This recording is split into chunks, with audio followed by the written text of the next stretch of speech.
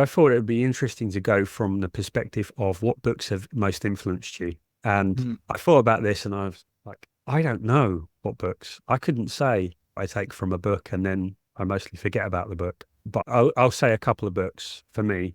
Outliers was a great one. I really like Malcolm Gladwell's style. He changed my thinking in that. I think David Hawkins' Power versus Force. I've loved that contrast between power and force, and just a graphic of the book of this is power, this is force. I've just finished listening to Rebel Ideas by Matthew Syed. I liked Black Box Thinking as well. So maybe if we go round some of the books that have influenced you most. Yeah, that's such a profound question, Rob, because I have been reading pretty much my entire life, maybe except 3, 4 years in which my kids were born. If you have twins, you probably understand what I'm talking about. There was no time to anything other than taking care of them and working. But other than that, I have been reading my entire life. I remember two books that made a very profound impact in my life. One is The Magic Mountain by Thomas Mann, which I came to read again in parts in German recently, and it's such a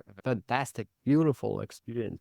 Teaches a very important lesson of how we use our time. So the name of the book was The Magic Mountain, and it's a tale of a person that gets sick and gets institutionalized in a hospital here in Switzerland by accident. And he spends quite some time in that place. And such a profound lesson about how we use our time and what time means in that book. I don't want to blow it if you didn't read the book by telling the end, but when it gets to that, really, there are a couple books also by Franz Kafka that I love. One of them, which is called The Castle. It's not most famous book actually, but it tells so many stories together. The stories around bureaucracy, the stories about relationship, stories about how life can change completely and drastically for no apparent reason whatsoever. And again, that is something very special about how the book ends, that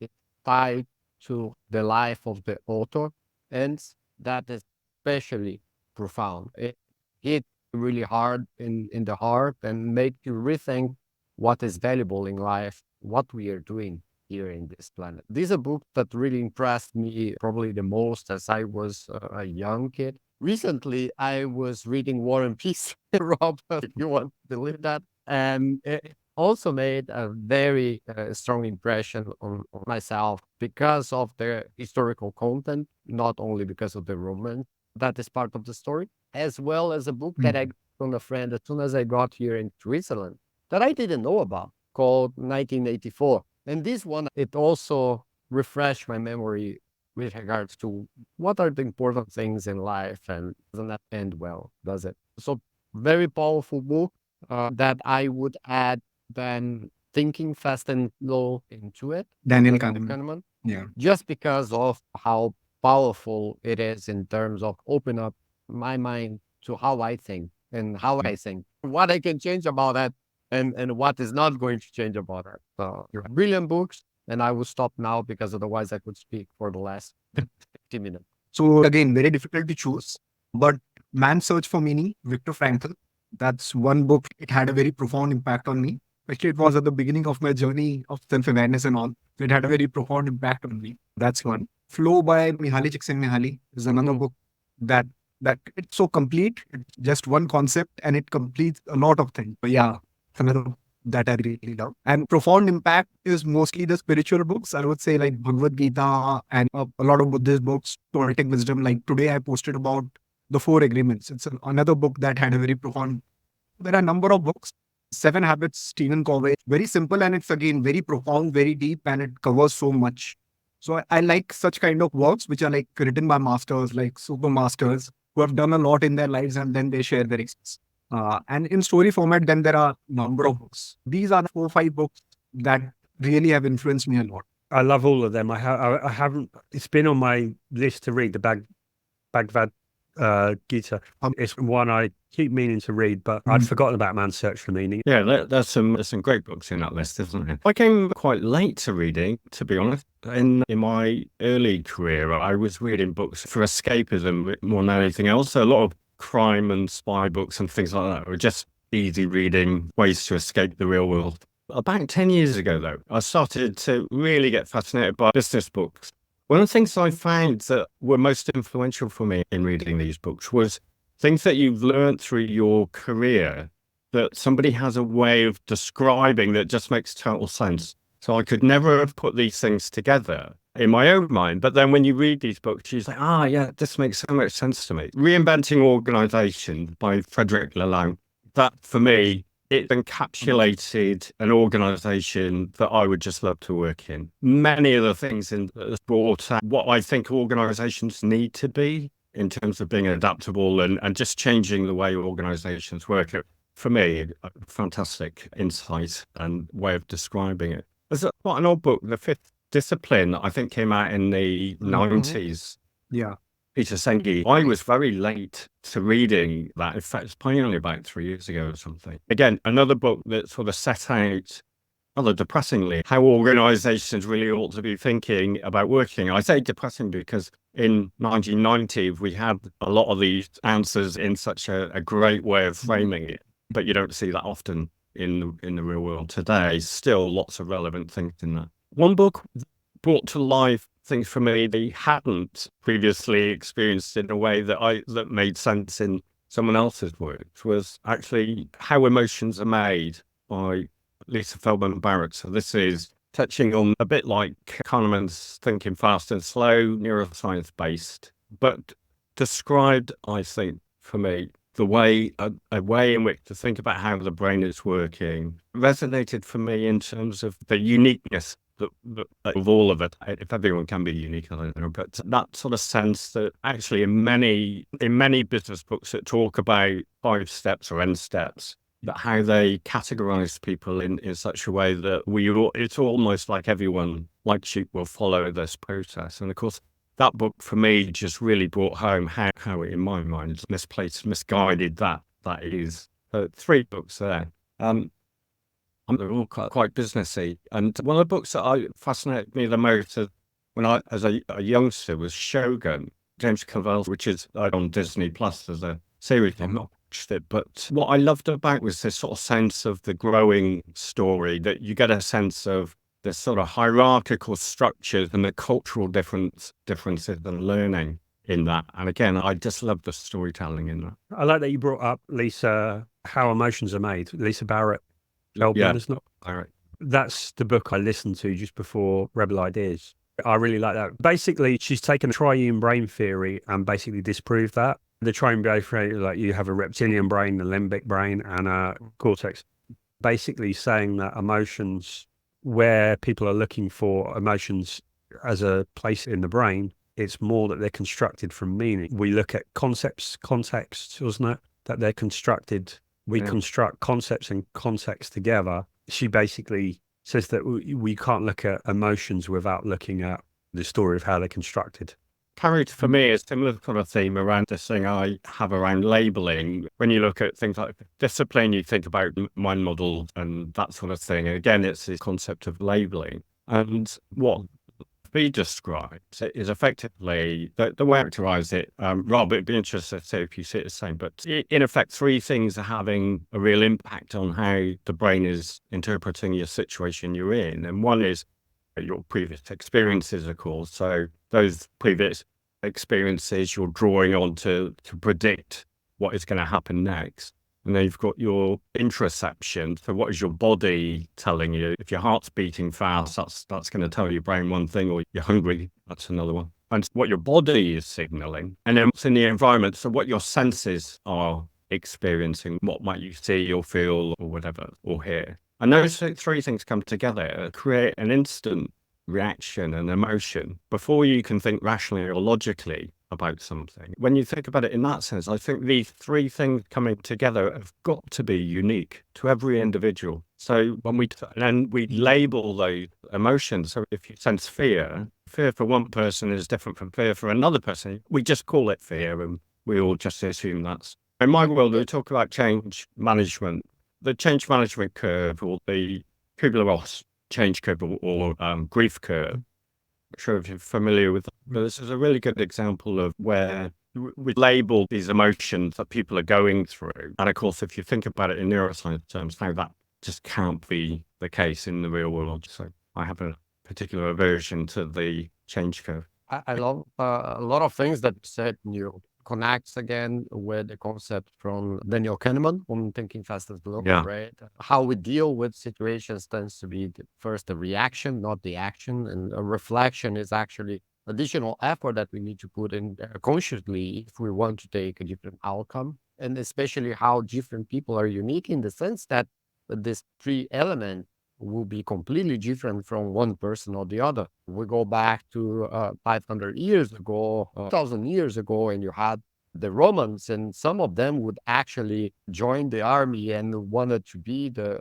lead soldiers and face death with that crazy courage and take it all. And others would just shy away from that and never ever think about the possibility of being in war. And in the end, the context is the same. Even the reward that are offered are kind of the same. Yeah. Another thing in this is not only the context and experiences, but a lot of it is also hidden. So what we are getting through our DNA is also a big part of it. So you were mentioning, Rob, right? That the three part, like the three limbs of a brain, in a way, like the work of Paul Gilbert tells you the reptilian part of the brain and all those things.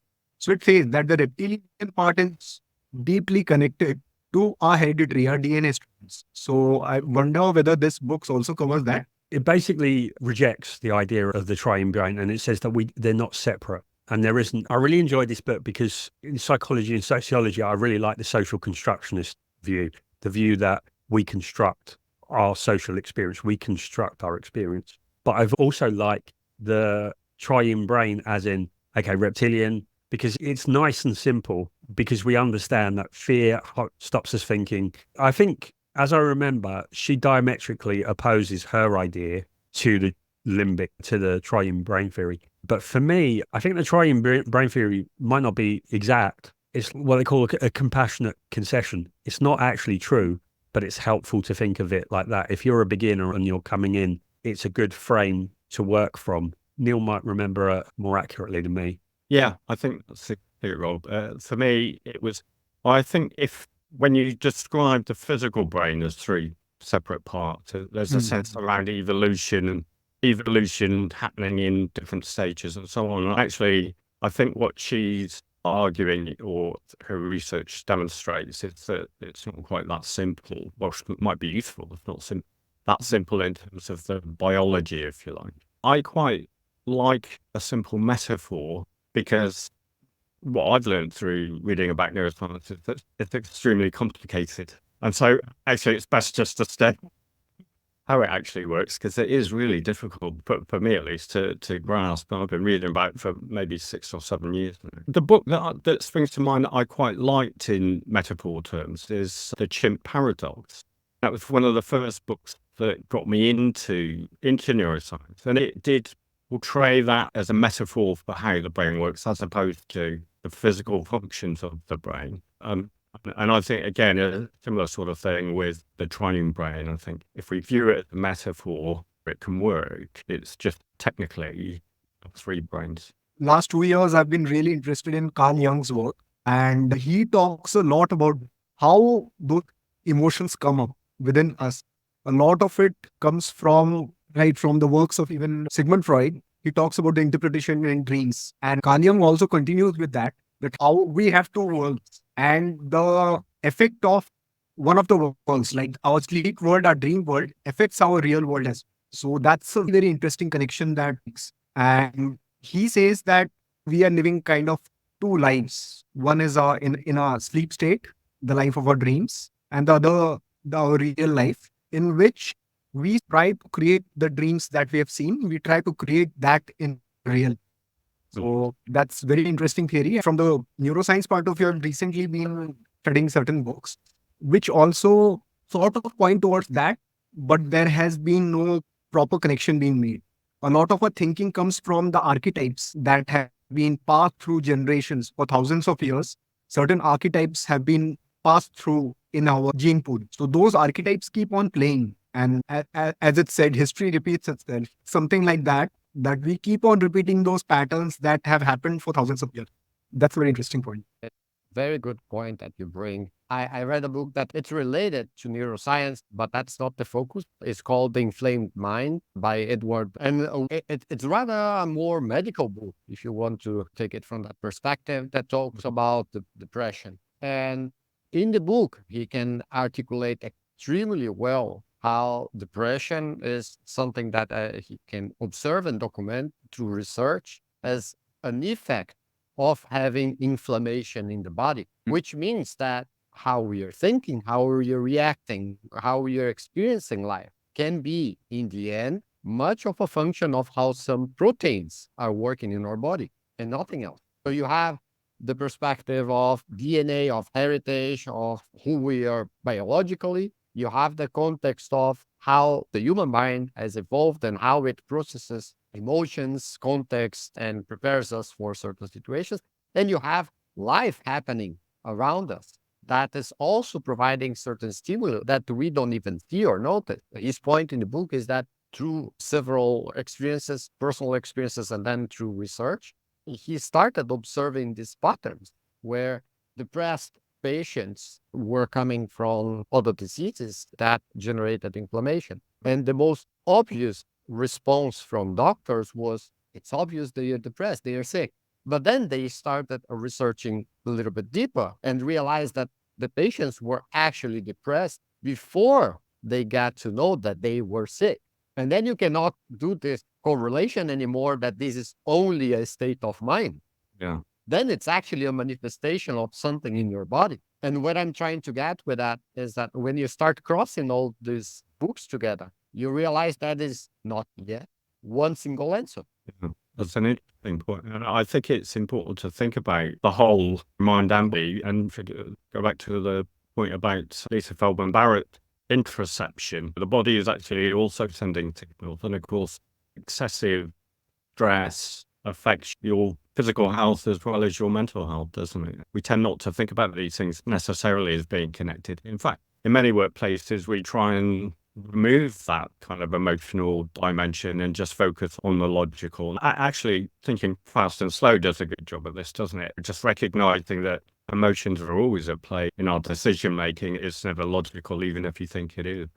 There's a lot of research on, we think of our head and our heart, but it's also the gut as well. From a background where I was fitness, nutrition, then it was therapy, psychology, what I noticed in each field would describe it in its own way. So nutritionists would talk about a nutritional deficiency, and whereas psychology would talk about it being a state of mind or attitude or something like that.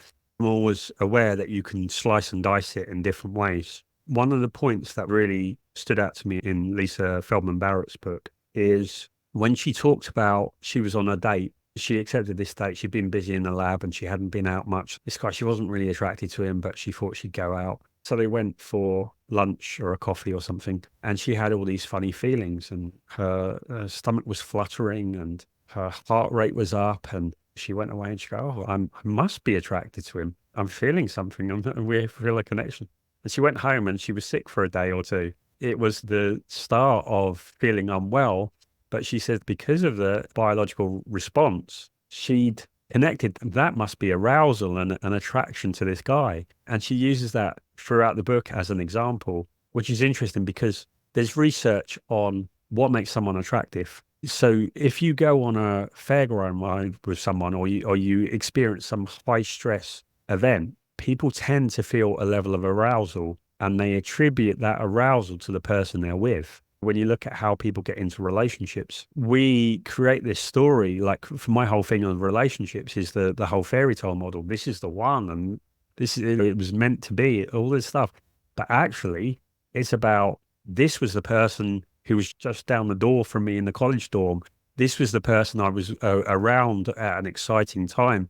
This was the person I kept bumping into that I had the chance to develop a relationship. So I really like the way that she ties all that in to give a different example. She also talks about parole. I forget the statistic, but parole boards. So in prisons where people are coming up for parole, if there starts to show significantly more people are refused parole if it happens before lunch than after lunch. And the interpretation of that is that obviously before lunch, the stomach's rumbling, you don't feel quite right. And they say, I don't really trust this person. So you've got this sort of pre-lunch and post-lunch introspection happening to affect the decision.